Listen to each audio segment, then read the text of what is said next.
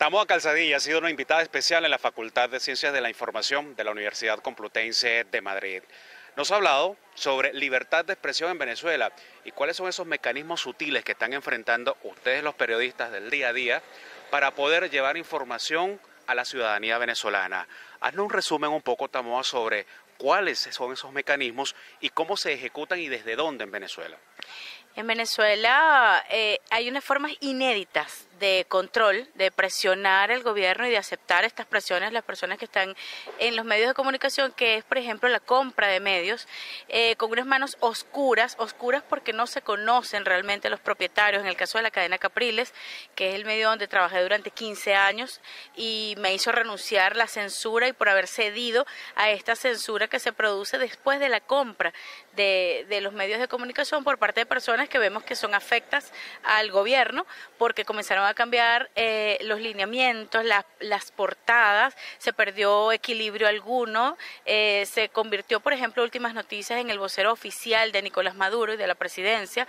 Los titulares: Maduro dice, Maduro hará, Maduro comprende, Maduro atiende a fulano. Entonces se perdió ese periodismo crítico, periodismo equilibrado que veníamos haciendo desde la unidad de investigación, pero paralelamente están confiscando y robando abiertamente equipos periodísticos como cámaras de video, de fotografía, a reporteros por parte de funcionarios militares, como es el caso de David Mari en Ramo Verde, y todavía no le han devuelto su cámara, como fue el caso de la corresponsal italiana, y le robaron la cámara y luego la pusieron en Mercado Libre y la estaban ofertando.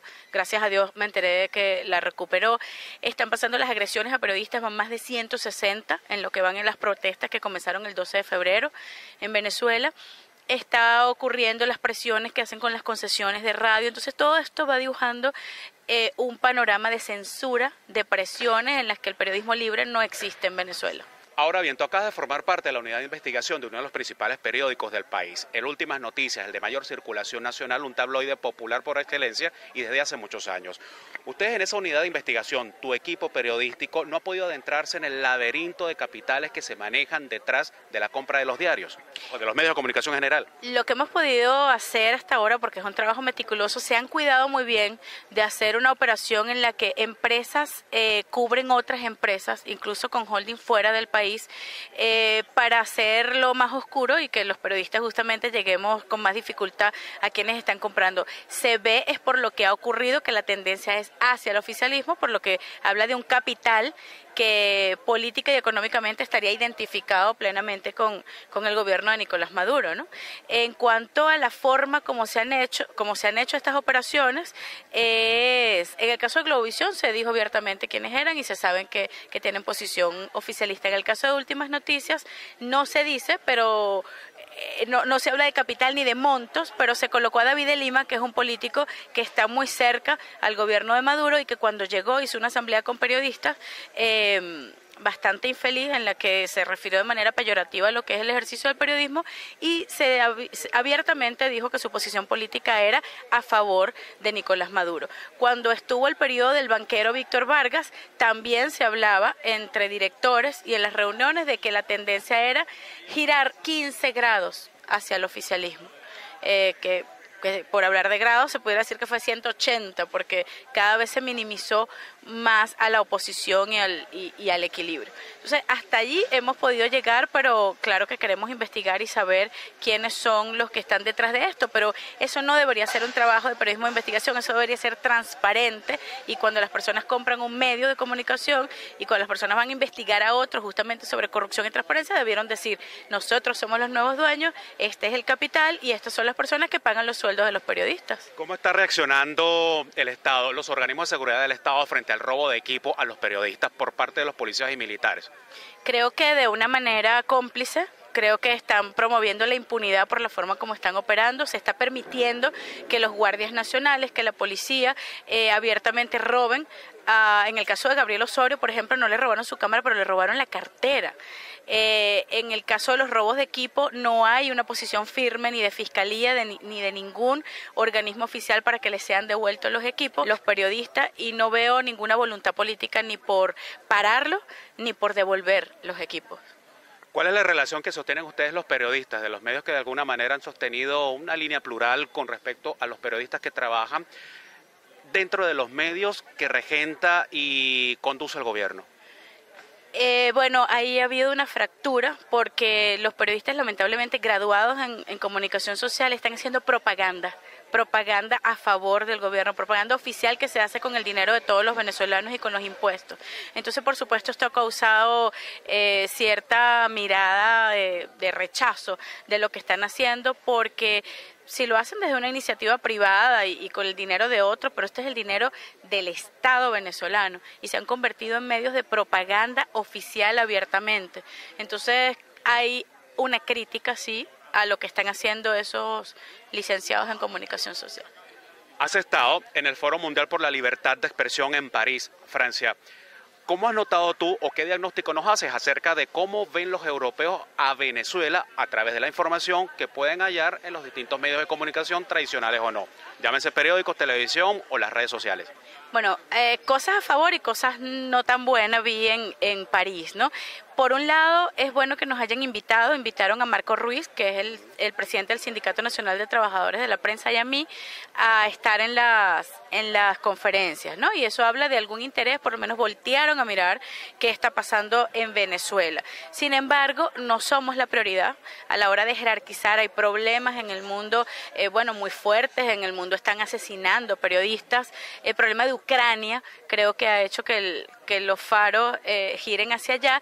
Y bueno, por un lado pasa que uno también dice, bueno, delante de asesinatos de periodistas, claro que no somos la prioridad. Sin embargo, que nos hayan invitado y que nos hayan escuchado esto que estamos diciendo de la compra de medios, de las formas sutiles de censura, de la agresión contra los periodistas, que van más de 160, entonces uno dice, bueno, por lo menos voltearon a mirar Venezuela y hay la esperanza de que haya apoyo y por lo menos de visibilizar la situación que ha estado invisibilizada.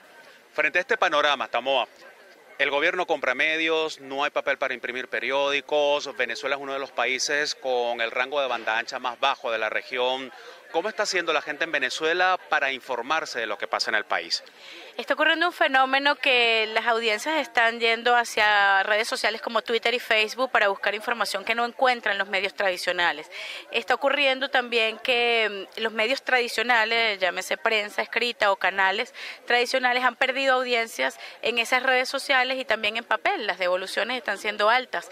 La gente no está confiando, sin embargo, hay mucha sed de información. Se suelen complementar lo que ven en algún medio con redes sociales. Y en redes sociales somos los periodistas quienes estamos capitalizando un poco esa angustia y esa sed de saber qué tiene la gente. Nos siguen, preguntan, buscan la noticia confirmada. Sin embargo, lo que decías del problema de la banda ancha y de la conectividad y de la penetración de Internet en el país sigue siendo un problema a resolver, porque todavía que nos vayamos a hacer medios digitales no nos va a resolver que las audiencias estén informadas y que el país esté plenamente informado de lo que pasa.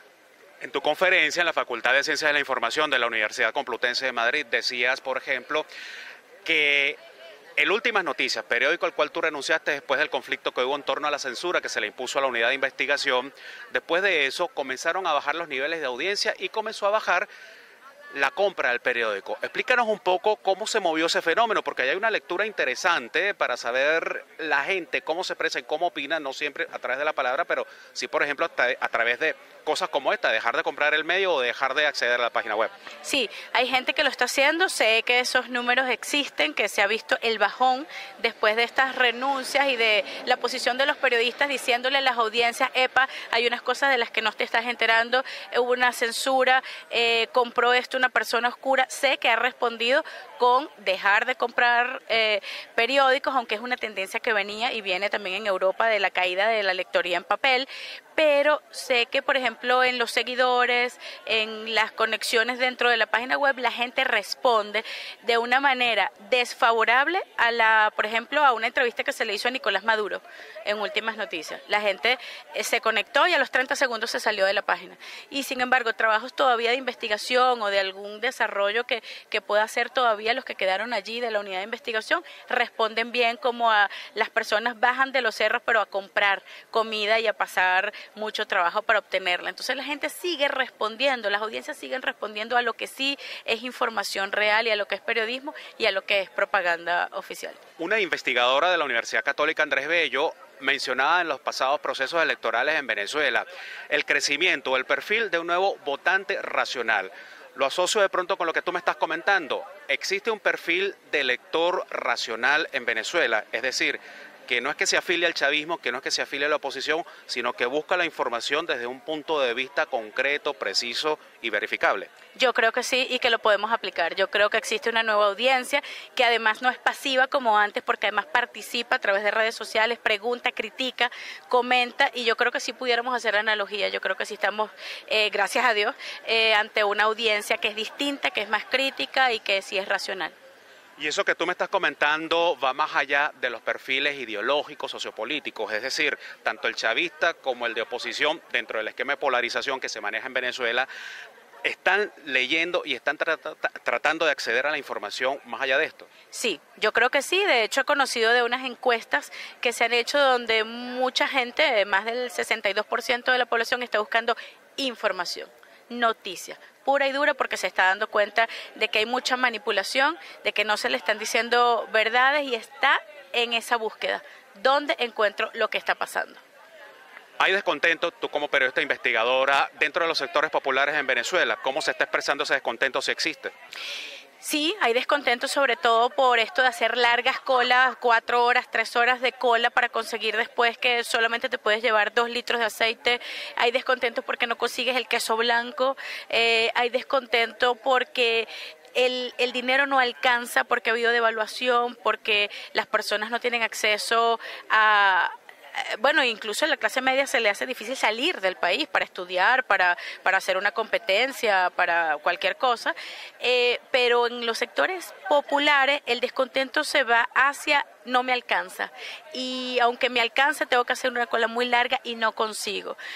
Lo sabemos porque hemos hecho trabajos incluso de campo donde la gente lo dice, y si bien no protestan en esas zonas populares, no quiere decir que respalden al gobierno, y eso lo podemos decir con las cifras de las elecciones. Si tomamos las cifras del Consejo Nacional Electoral, sabemos que en las zonas populares no hay solamente chavismo. Sin embargo, no pueden protestar con una cacerola o con una pancarta allí en su calle, porque pueden ser víctimas de estos llamados colectivos, que son motorizados, que están armados y organizados en función del gobierno para defenderlo con las armas, con agresiones, con secuestros también de equipos. Entonces las personas, los vecinos, no lo hacen en su calle, no protestan, no dicen nada por temor a ser víctima de este tipo de agresiones.